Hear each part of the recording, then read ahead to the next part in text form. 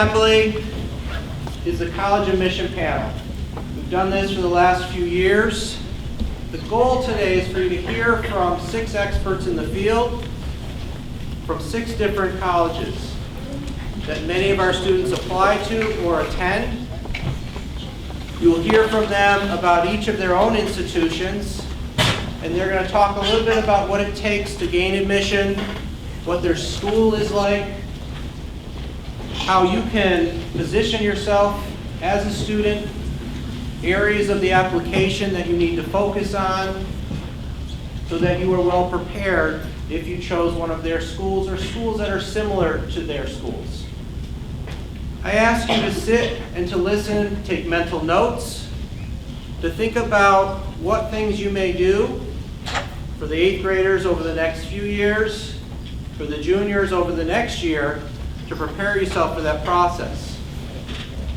For those of you that aren't sure that college is in your future, I'd be excited for you to hear for what their school offers and maybe what you might want to do down the road. Because many times we have alumni that come back that didn't choose college as their first choice when they left us, that have come back and gone on and decided that they do want to choose that option. Okay? Let's see where we're at. Mr. Raposo? Almost set. Almost set. Okay. Each of the admission officers is going to talk about questions that you guys generated this year. We've also had students that have generated questions in the past. So after they talk about their school, they're also going to talk about one of those specific questions.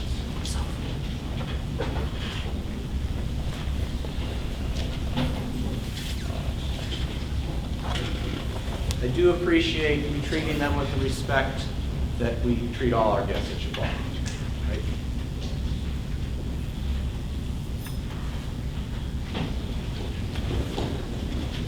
All right. So I got to check. Is that it? Check. So I'll introduce the panelists, and then hopefully we got mics. From Sacred Heart University, on my right is Catherine Pierce. From Western Connecticut State University, Laura Scaviola. Okay. From Naugatuck Valley Community College, Scott Farrell. From Gettysburg College, Abby Kalin. From University of Massachusetts Amherst, Garrett Saunders. And from the University of Connecticut, Dana Forchette. If you join me in giving them a round of applause.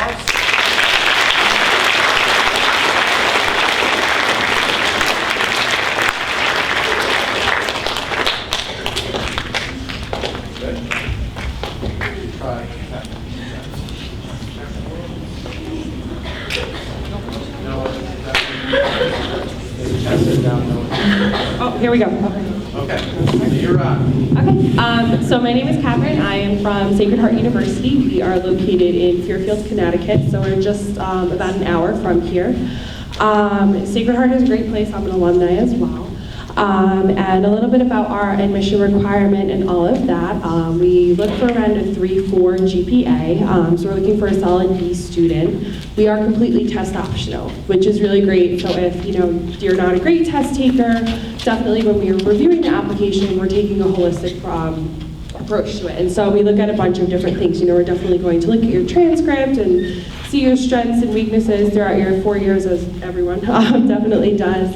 But we also look at a couple different things as well. Something that's a little bit unique to Sacred Heart's admissions process is that we actually require a visit to campus. And so students will not receive a full accept letter from us until they have completed that visit component. Obviously college is expensive and it's an investment. And so we kind of compare it to something like buying a car or a house. We want you to come and make sure that you feel that fit as well. Obviously, if you're a great fit for us academically, we'll definitely, we see that potential in you, but we want to make sure that you also get that fit, that Sacred Heart is a place that you could call home for the next 4 years. And something that's really great about Sacred Heart is just all the opportunities that our students have to get involved, both inside and outside of the classroom as well. And the question that I'm going to talk a little bit about today are just programs that are offered to help students adjust to student life. And I think that kind of speaks to Sacred Heart as a whole as well, because there are so many ways for our students to get involved. And so what's really great about us is when you if you decide to attend Sacred Heart, you'll have an orientation, as everyone will. It's part of the freshman experience. But Sacred Heart is in June, so it's actually kind of right around that time where you're almost done with finals and you're graduating and all of that, and it's the second week in June. Students will come for an overnight. They'll have orientation leaders, and they'll keep in touch with you throughout the summer as well. And so kind of a lot of that maybe anxiety or a little bit of stress of, am I going to know where to go those first couple days? You really get to understand the lay of the land in June, and then you have your whole summer to relax and enjoy. And then when you come back in the fall, it's great because you already have this upperclassman orientation leader who's going to help you every step of the way. In the fall, they serve as transition mentors, and we have an office for them located right across from one of our main dining halls on campus. And they have specific hours that you can sit there and you can go to them, whether it's, hey, I need help finding this classroom, or I'm struggling to get involved. They're going to help connect you to everyone on campus, which is really great. And then in addition to that, if you live on campus, your residential life staff, so the REs, all of that are really going to help with your involvement as well. Your academic advisor is going to make sure that you're doing really well and you're doing okay adjusting inside the classroom, but they also stop and make sure that you're getting involved outside of the classroom as well, which is really great. And then in addition to that, the first Friday of classes, we have a huge fair.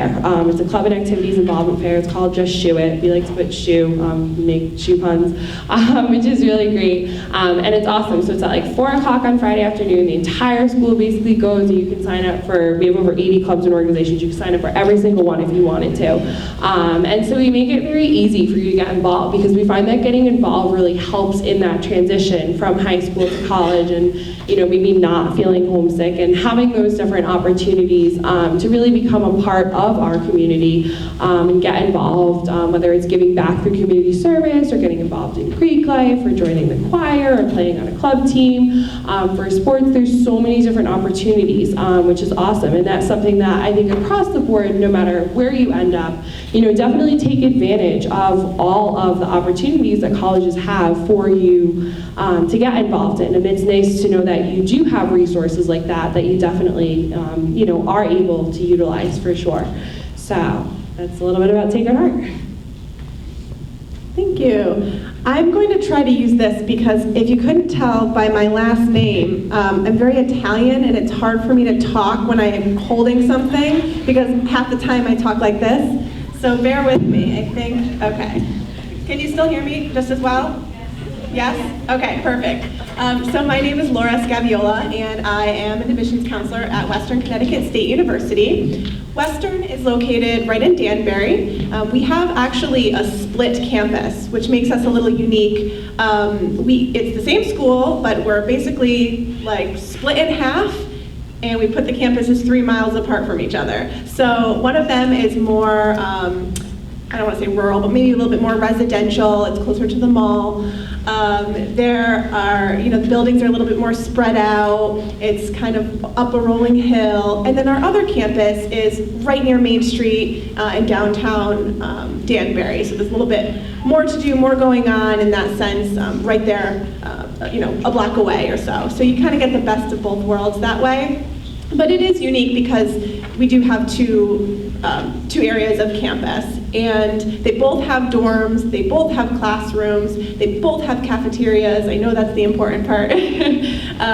But it will depend on what your major is, will depend on where you spend most of your time. So for instance, if you're a nursing major, you're going to need our science building, so you'll be on the Midtown campus. Whereas if you are into music or theater, you'll be in our brand new $90 million visual and performing arts building on the West Side campus. So that's the spiel about the split campus, because that is a little bit unique for us.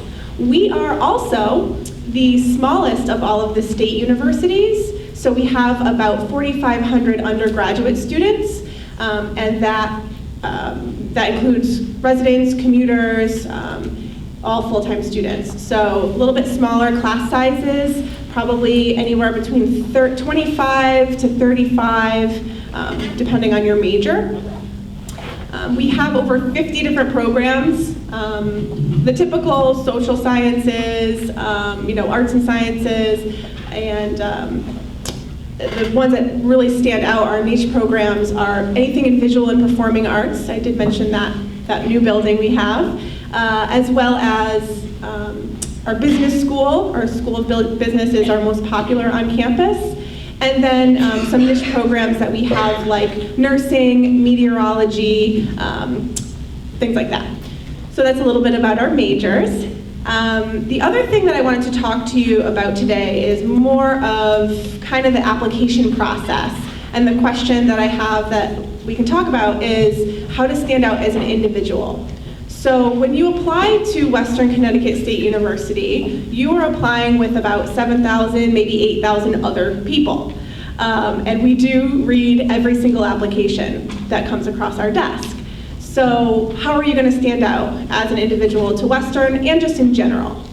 Well, one of the things is, with all of the components in your application, think of ways to elevate them. So, for instance, a typical application will include your transcript, your recommendation letters, possibly your SAT or ACT scores, and then your essay. So you can think of those things. Well, what do I have control over? Transcript. Definitely have a lot of control over that. So continue to do the best that you can in your classes, and get into those really great study habits, because those tests will be important, for final grades and things like that we see. The other thing that you have a lot of control over is your essay. That is going to be your voice in your application. So when we're reading these thousands and thousands of applications, we have, a student with a 3.0 GPA in this hand and a student with a 3.0 GPA in this hand. They're from the same school, and they have almost, identical information, but what's going to be that variable? What's going to really make you stand out? And that's going to be your voice and who you are and what characteristics that you can bring to the table. And the essay is a great way to communicate that. So think of it as you're marketing yourself. So it's kind of almost like, a first job interview, or you have to think of yourself as, okay, if I were to put a brand to my name, or if I were to put myself on a billboard, what would it say, or what would I be communicating? And then translate that into your essay or even a personal statement. Check in with your teachers that are writing your recommendation letter and say, hey, I really couldn't fit this in my application anywhere, but you know that I am in X club. If you're struggling to write, think about writing something in my recommendation, can you write about that? Makes it easier on the teachers too. So anything that you can think of that helps you stand out, include that in any way. The other thing that you can do to stand out in your application is communicate with the admissions counselors. So call us, email us, get involved. A lot of times we get calls from parents or emails from parents. And as much as we love to field those questions and we like to get to know your family, they're not the ones that are going to be at the university, and they're not the ones that are applying. So anytime you give us a call and you ask us questions, even a simple thank you, all of those little things we do remember, because believe it or not, it's more rare than you think.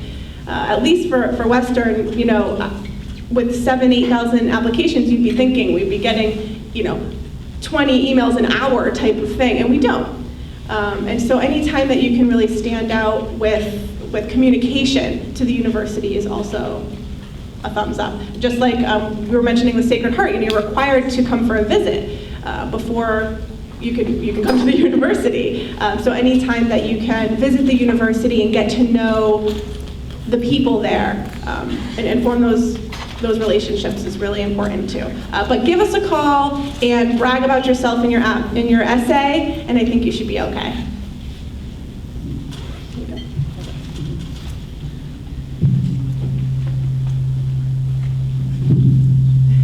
Not even talking, speaking. So good morning. My name is Scott Farrell. I'm the Assistant Director of Admissions for Naugatuck Valley Community College. I work out of the Danbury campus. We have two campuses. One, our main campus is in Waterbury, and we have a brand new expanded campus in Danbury, 20,000 square feet. We tripled our size there. We've been in Danbury for about 6 years.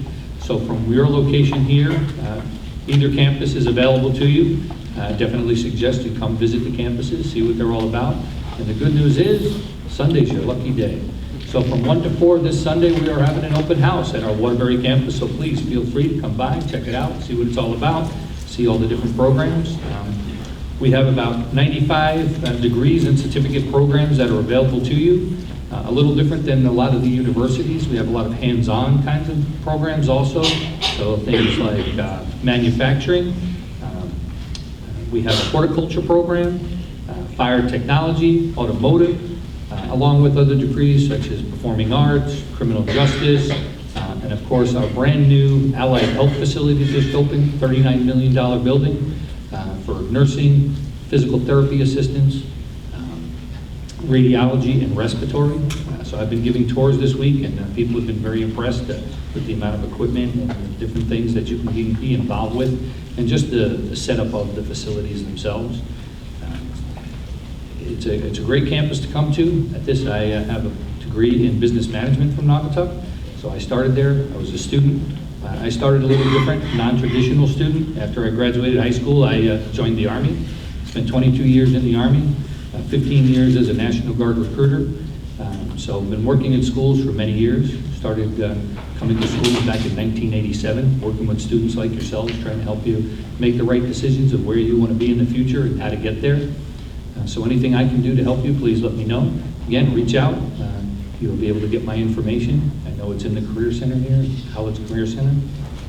So my question that I've been given is about estimate the percentage of work-study, loans, grants, scholarships awarded in your financial aid packages.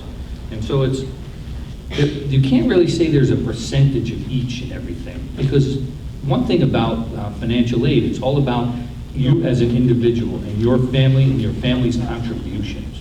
So based on where you're at, everybody's evaluated by having to fill out the FAFSA. So the first thing that everybody needs to do is, and they just changed the start date, so as of October, for you juniors, you can have, you and your family can do your FAFSA form.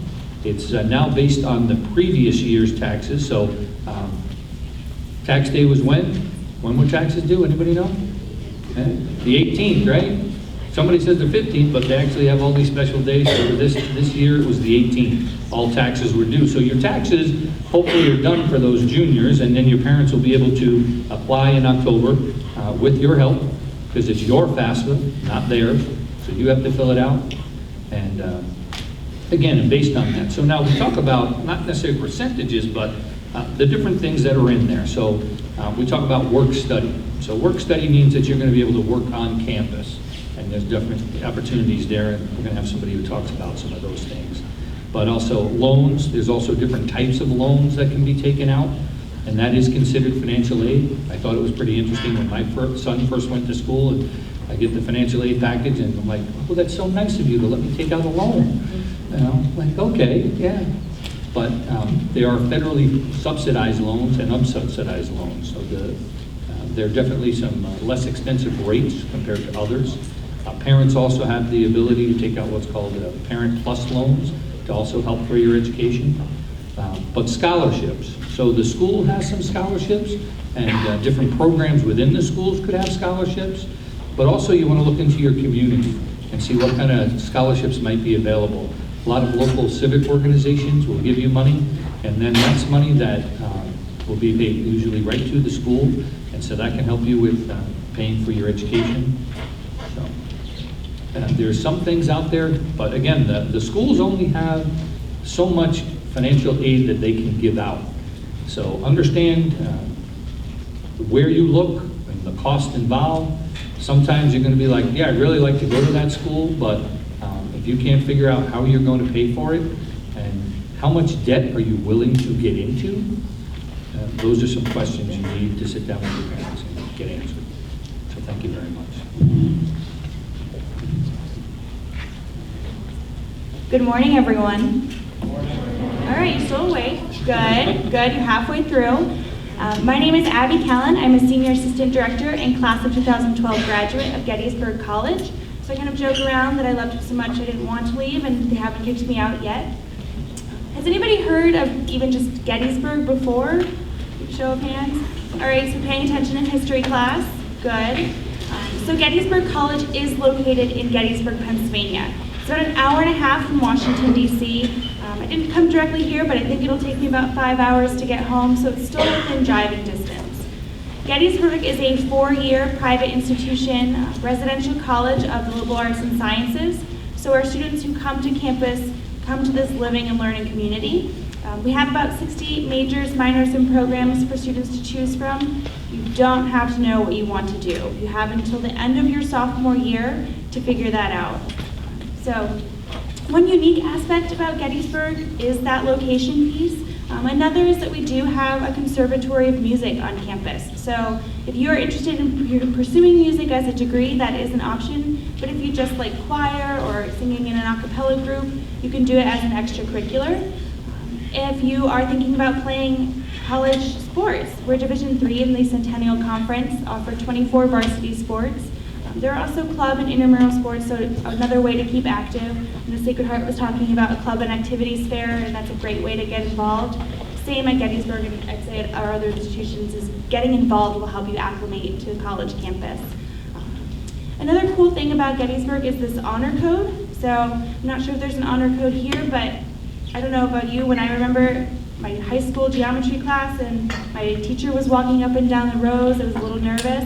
That doesn't happen at Gettysburg. So there's a sense of trust and integrity that the work you produce is your own and kind of extends beyond the classroom. So you can leave your backpack or save your table at the dining hall with your phone and know that it's going to be safe.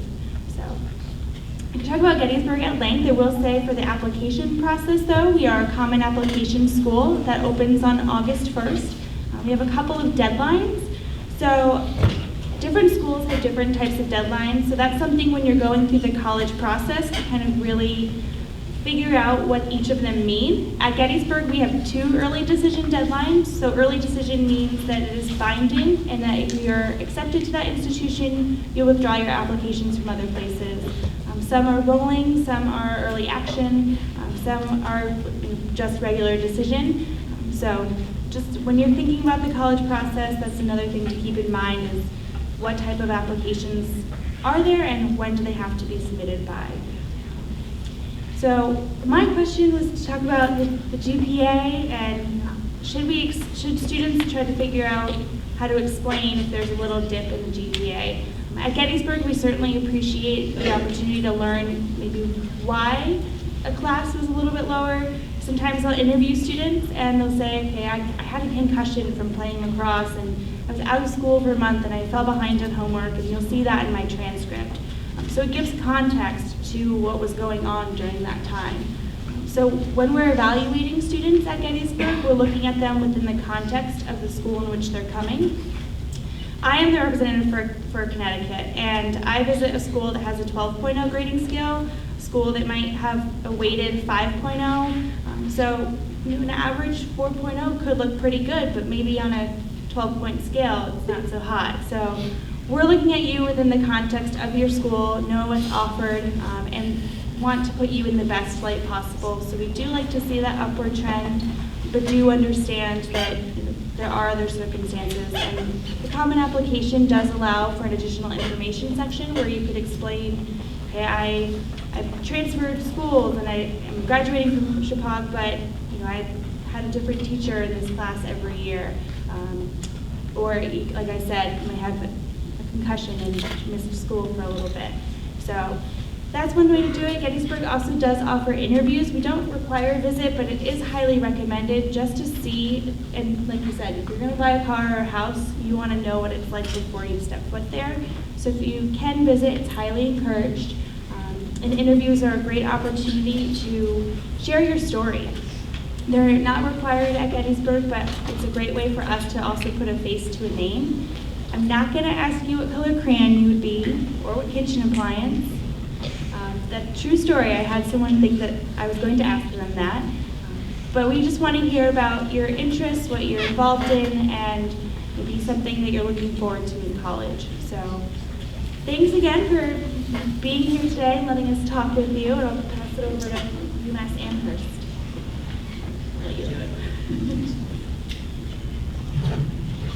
All right, hello everyone. My name is Jared Saunders. I'm a Senior Assistant Director of Admissions at the University of Massachusetts Amherst, also known as UMass Amherst. We're a large state university, about 22,000 undergraduates, hundreds of different activities and things like that, about 100 or so different majors that we offer. We have Division I sports. Most students live on campus. It's very much the large school kind of experience, the big college experience.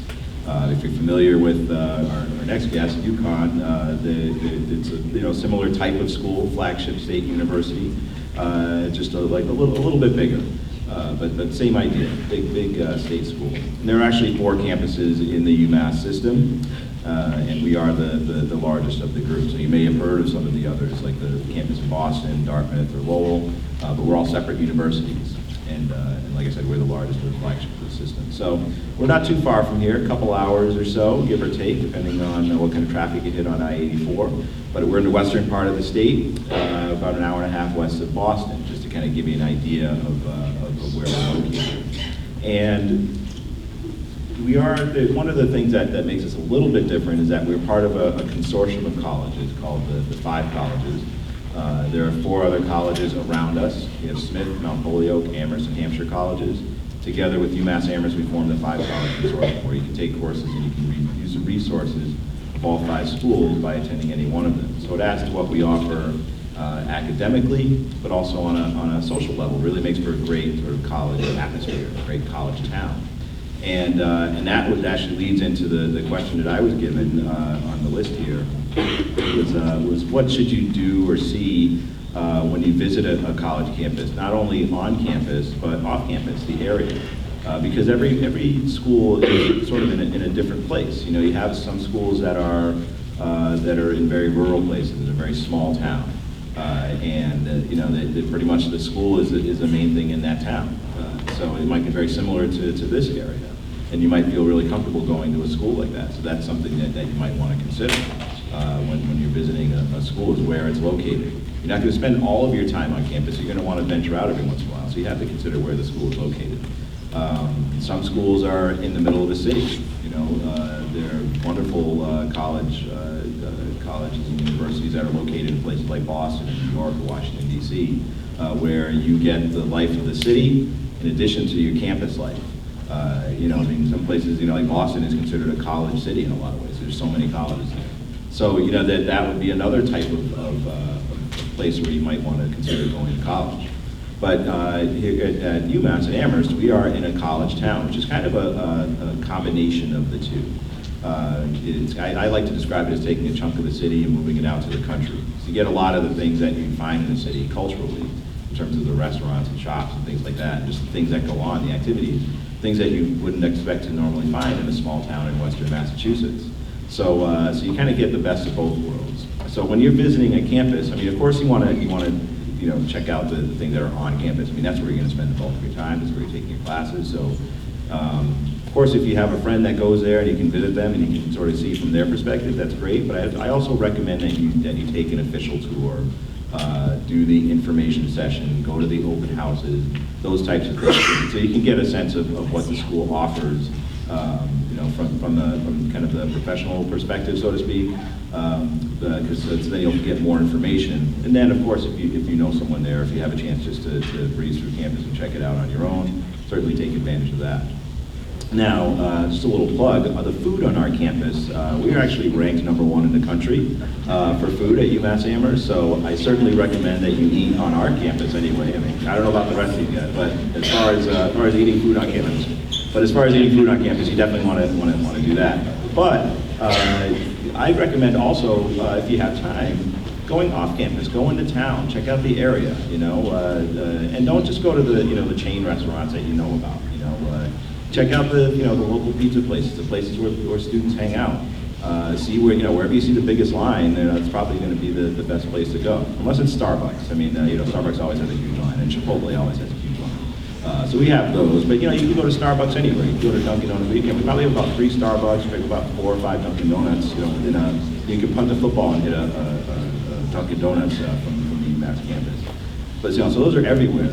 Check out the local coffee places. Check out the mom and pop places that you don't normally find, in your own town or when you come off the highway. You want to see what the locals like and what they do and what the students do in the area. Then you get a better sense of what the area is like. If you have time, stay overnight. We have a hotel right on campus, so you can do that. There are campuses right around the area, or hotels rather, right around the area as well if you wanted to stay overnight and get a real sense of the place. But I definitely recommend going around in the local area and getting a sense of what it's like. Like I said, you're not going to spend all your time on campus. You're going to want to venture out every once in a while. And just because a town has a college in it doesn't necessarily make it a college town. Amherst is really one of the great college towns. Definitely a great place to live and learn. So I definitely recommend checking out the area around the campus as well as the campus itself. Thank you.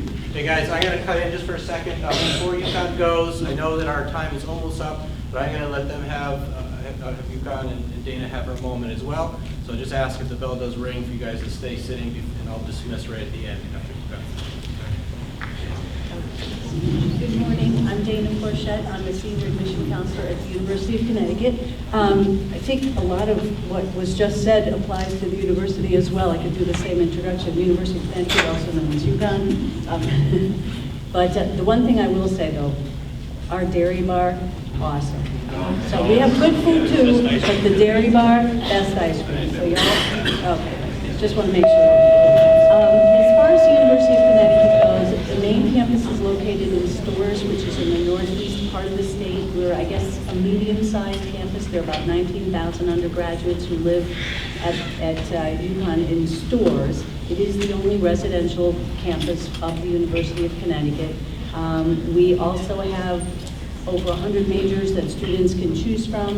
Again, you don't have to decide ahead of time. You don't have to know when you apply what it is that you want to major in. That can certainly come later on as you're studying your general education requirements. You can make up your mind then.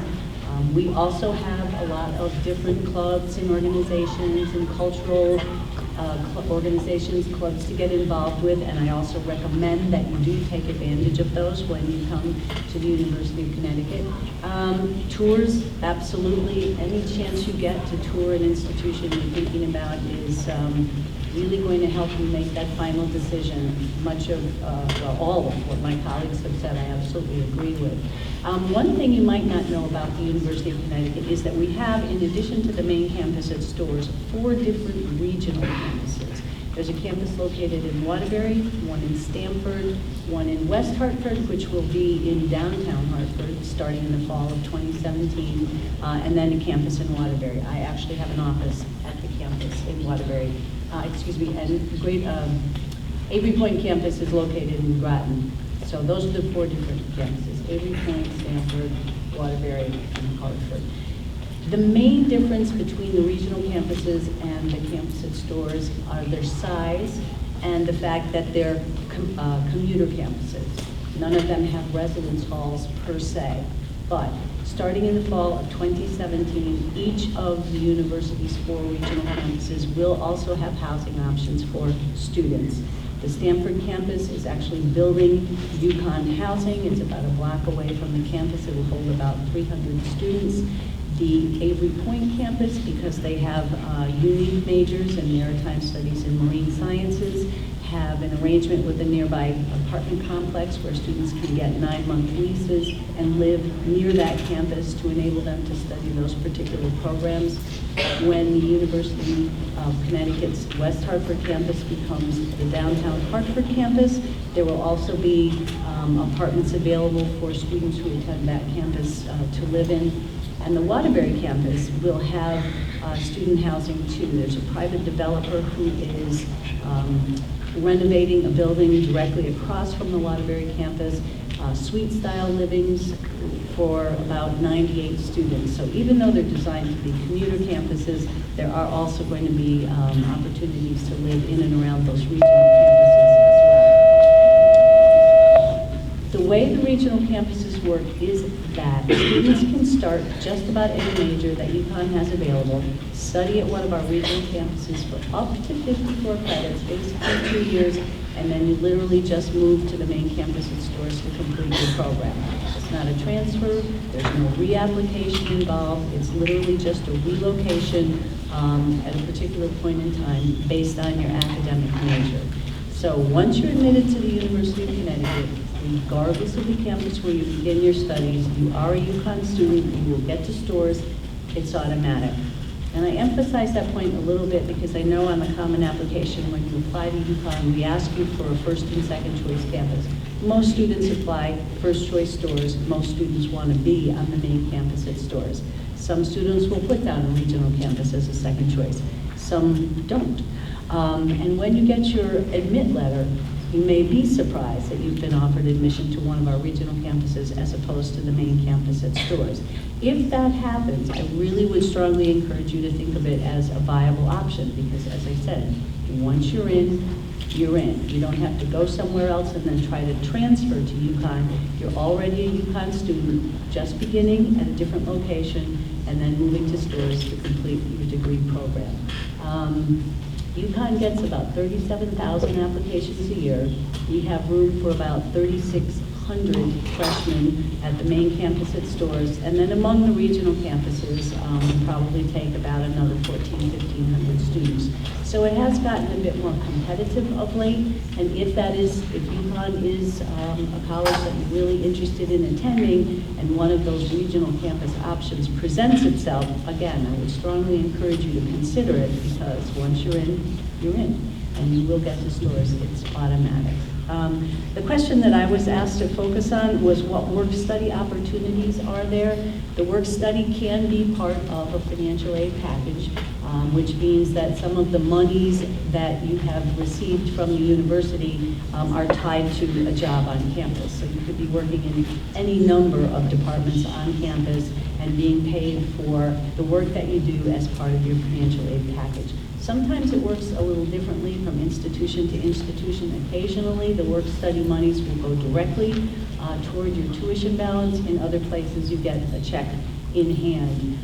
And I'm sure that at all of the different institutions, there are lots of different work-study options available. I myself have 15 different Husky ambassadors and 3 different admissions assistants. So I hire quite a few students in my area. So opportunities to work at a college, build up your resume, help with your own financial aid, and I would encourage you to look into those options as well. Thank you, Dan. I'm going to take a quick moment to say thanks to our experts from the